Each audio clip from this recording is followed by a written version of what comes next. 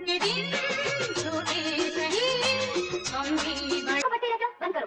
गुरुजी ने कहा है ना कि पठन पाठन समाप्त करके उठना, निकालो। मैंने बोला ना बंद करो, मतलब बंद करो। एक हसीन अदाकारा 70 के दशक में जिसकी मासूमियत और मुस्कान के लाखों लोग दीवाने हो गए, कुछ फिल्मों में एंट्री कर अपनी नेचुरल एक्टिंग का लोहा मानव दिया था। इन्हें फिल्मों में ज़बरदस्ती काम करने पर मजबूर किया गया और बचपन से जवानी तक की सारी कमाई छीनकर इन्हें पाई पाई का मोहताज बना दिया गया। हकीकत कौन टाल सकता है, इनकी दोनों बेटियों ने भी इनके साथ रहने से माना कर दिया और पैसे वाले सुपरस्टार पिता के साथ चली गई। कौन थी अदाकारा जिसे हर रिश्ते ने दर्द और धोखा दिया, और क्यों सैकड़ों फिल्मों में काम करने और करोड़ रुपए कमाने के बावजूद यह एक्ट्रेस पाई पाई के मोहताज हो गई। दोस्तों, आज हम बात कर रहे हैं फिल्म इंडस्ट्री की सिंपल और टैलेंटेड एक्ट्रेस सारिका की, और इन सभी सवालों के जवाब जन के लिए आप वीडियो अंत तक ज़रूर देखिएगा। तो सबसे पहले जानते हैं कि इन्होंने शुरुआत कहाँ से की। सारिका का पूरा नाम सारिका ठाकुर था। इनका जन्म 5 दिसंबर 1960 को दिल्ली के एक मराठी राजपूत परिवार में हुआ था। सारिका की मां का नाम कमल ठाकुर और पिता का नाम दिनेश सावंत था। इनकी मां एक सख्त और लालची महिला के तौर पर जानी जाती थी, तो वहीं पिता सारिका के बचपन में ही अपनी पत्नी और सारिका दोनों को छोड़कर चले गए थे और बाद में दूसरी शादी कर ली थी। मीडिया रिपोर्ट्स के मुताबिक पति के घर छोड़ने के बाद सारिका की मां सारिका को लेकर मुंबई आ गई थी और इन्हें फिल्मों में काम दिलवाने की कोशिश करने लगी। कुछ कोशिशें के बाद काम मिल भी गया, क्योंकि सारिका बचपन से ही बेहद खूबसूरत और आकर्षक दिखती थी और महज 5 साल की उम्र से ही सारिका ने फिल्मों में आगे एज ए चाइल्ड आर्टिस्ट काम करना शुरू कर दिया था। और उनकी मां खुद मेहनत नहीं करना चाहती थी, तो मासूम बच्ची का इस्तेमाल करना बेहतर लगा। उन्होंने सुन रखा था कि फिल्मों में तब छोटे बच्चों को आसानी से काम मिल जाता था, इसलिए बेटी को सजाकर अलग अलग स्टूडियो लेकर पहुंच जाती थी। ऐसे में बचपन में ही सारिका के ऊपर जिम्मेदारियां का भारी बोझ आ गया और इन्होंने बहुत छोटी उम्र से ही काम करना शुरू कर दिया। चाइल्ड आर्टिस्ट के रूप में इन्हें 1966 में रिलीज़ हुई फिल्म हमराज में काम करने का मौका मिला, जिसमें यह एक्ट्रेस विमी की बेटी बनी थी। बालक बेटी छोटी बहू जैसी कई फिल्मों में नजर आई और अपनी अदाकारी और मासूमियत से दर्शकों की खूब तारीफें बटोरी। इसी वजह से सारिका बचपन में स्कूल नहीं जा सके और एक्टिंग के दौरान सेट पर ही किसी तरह कभी थोड़ा बहुत कुछ सीख लिया करती थी। फिल्मों में ऐसी कुछ ज़रूरत पड़ी तो माँ ने कुछ समय तक घर में ही ट्विटर रख दिया, जो थोड़ी बहुत अंग्रेज़ी पढ़ा सके, लेकिन स्कूल जाने की इजाज़त नहीं मिली। सारिका के कमाई पैसों से उनकी माँ ने मुंबई और दिल्ली में कई फ्लैट खरीदे। मुंबई में सारिका के पैसों से 5 अपार्टमेंट खरीदे गए, मगर इनमें से कोई भी सारिका के नाम पर नहीं था और ना ही ये उसमें नॉमिनी थी। इनका खुद का कमाया सारा पैसा इनकी मां अपने पास रख लेती थी। बताया जाता है कि जब एक बार सारिका को फिल्म से कुछ पैसे मिले और इन्होंने उसमें से 1500 खर्च कर किताबें खरीद ली थी, तो इनकी मां ने इन्हें बहुत बुरी तरह हिदायत दी कि आगे से सारा पैसा लाकर उनके हाथों में ही दें। आखिरकार मां के अत्याचारों से तंग आकर सारिका ने घर छोड़ दिया।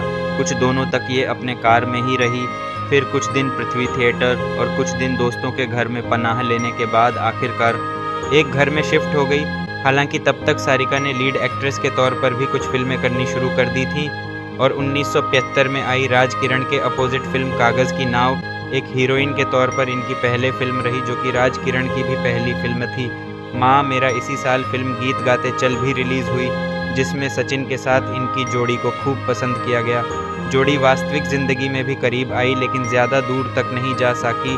वहीं इसके बाद इंडियन क्रिकेट टीम के तब के कप्तान रहे कपिल देव के साथ भी सारिका के रिश्ते की चर्चा होने लगी थी, पर यह रिश्ता भी ज़्यादा दिन नहीं चल सका।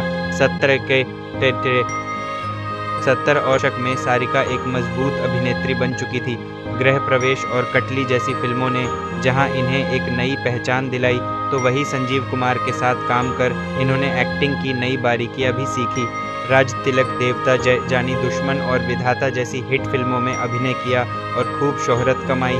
सारिका का फिल्मी सफ़र अच्छा चल रहा था, तभी 1984 में आई फिल्म राज तिलक की शूटिंग के दौरान सारिका की मुलाकात साउथ के सुपरस्टार एक्टर कमल हसन से हुई।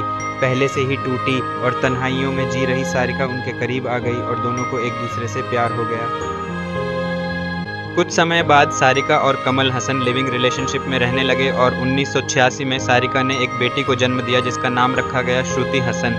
लेकिन तब तक इन दोनों ने शादी नहीं की थी, क्योंकि कमल हसन पहले से शादीशुदा थे और पूर्व पत्नी से तलाक की भी अभी पूरी नहीं हुई थी। श्रुति के जन्म के 2 साल बाद कमल हसन और सारिका ने 1988 में शादी की। फिर 1991 में इनकी दूसरी बेटी अक्षरा का जन्म हुआ। इसके बाद सारिका ने एक अभिनेत्री के तौर पर फिल्मों में काम करना कम कर दिया और कॉस्ट्यूम डिज़ाइनिंग पर फोकस करने लगी। 2008 में आई फिल्म हे राम के लिए सारिका ने बेस्ट कॉस्ट्यूम डिज़ाइनर का नेशनल अवार्ड भी अपने नाम किया है। करीब 16 साल सब कुछ ठीक चला, जिसके बाद पति पत्नी के बीच सारिका के बेस्ट फ्रेंड गौतमी की एंट्री हुई। गौतमी की शादी टूट चुकी थी और वो अक्सर सारिका के घर आकर रहती थी। सारिका को इस बात का ज़रा भी अंदाज नहीं था कि इनकी सबसे अच्छी दोस्त और इनके पति मिलकर इन्हें धोखा देने वाली है। आखिरकार जब सारिका को अपने पति के इस नाजायज़ रिश्ते के बारे में पता चला तो वो बुरी तरह टूट गई। खबरें के मुताबिक चेन्नई के अपने फ्लैट के 4th फ्लोर की बालकनी से नीचे छलांग लगा दी। काफ़ी चोट आई और हड्डी टूटी पर जान बच गई। 3 महीने तक सारिका अस्पताल में ही रही। अस्पताल से वापस लौटने के बाद सारिका ने कमल हसन से अलग होने का फैसला कर लिया और 2004 में दोनों का तलाक हो गया। तलाक के बाद 16 साल की श्रुति हसन और 13 साल की बेटी अक्षरा हसन ने मां के साथ जाने से इनकार कर दिया और कोर्ट में कहा कि वो अपने पापा के साथ रहना चाहती हैं। बेटियों ने पैसे वाले पिता कमल हसन का साथ सुना और सारिका एक बार फिर अकेली रह गई और बुरी तरह से टूट गई। खामोशी से मुंबई वापस आ गई और अकेले रहने लगी। हालांकि लंबे समय तक फिल्मों से दूर रहने की वजह से इनके पास ज़्यादा बैंक बैलेंस नहीं बचा था। कुछ दिन बेहद गरीबी में गुजरे क्योंकि सारिका ने पहले के कमाई सारे पैसे अपनी बेटियों और अपने परिवार पर खर्च कर दिया था। खैर, इन्होंने हिम्मत नहीं खोई और एक बार फिर फिल्मों का रुख किया। सालों तक फिल्मों से दूर रहने के बावजूद 2005 में आई इंग्लिश फिल्म पर जानिए में सारिका ने बेहतरीन एबिन किया और बेस्ट एक्ट्रेस का नेशनल अवार्ड भी अपने नाम किया। इसके बाद इन्होंने 2007 में आई भेजा फ्राई और मनोरमा 6 फीट अंदर 2008 में आई यह मेरा इंडिया, 2009 में आई कच्चा लींबू और 2010 में आई सोसाइटी जैसी फिल्मों में काम किया। फिर सारिका ने कुछ बड़ी फिल्मों में भी अभिनय किया। जिम 2012 में आई जब तक है जान, 2013 में आई क्लब 60, 2014 में आई पुरानी जीन्स और 2016 में आई फिल्म बार बार देखो शामिल है। आखिरी बार यह 2022 में आई सूरज बढ़ जात्या। डायरेक्टेड फिल्म ऊंचाई में देखा गया था जिसमें अमिताभ बच्चन और अनुपम खेर जैसे दिग्गज कलाकारों ने भी काम किया था। सारिका की जिंदगी पटरी पर लौट आई तो उनकी बेटियों की कुछ तस्वीर साथ में दिखने लगी जो कि अब इसे मिलने आया करती हैं। सारिका की दोनों बेटियां श्रुति हसन और अक्षरा हसन भी बाद में अभिनेत्रियां बनी। हालांकि लंबे स्ट्रगल के बावजूद दोनों ही मां के स्टारडम के सामने टिक नहीं पाई। इंटरव्यू में इन्होंने अपने कड़वे अनुभवों को सजाकर बात करते हुए बताया कि कई सालों तक इनके पास कोई कम नहीं था और इनके पैसे खत्म हो गए थे जिससे इन्हें आर्थिक तंगी का सामना करना पड़ा। यहाँ तक कि महीने में यह मुश्किल से 3000 रुपये भी नहीं कमा पाती थी और इस वजह से घर के ज़रूरत का सामान खरीदना भी मुश्किल हो गया था।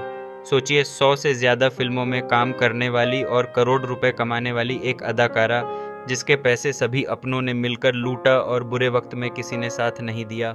हालांकि सारिका ने हर बार खुद को संभाल और अपने जीवन में आगे बढ़नी रही। उनके प्रेरित करने वाली इस कहानी के लिए उन्हें सलाम मिलते हैं अगले वीडियो में। नमस्कार।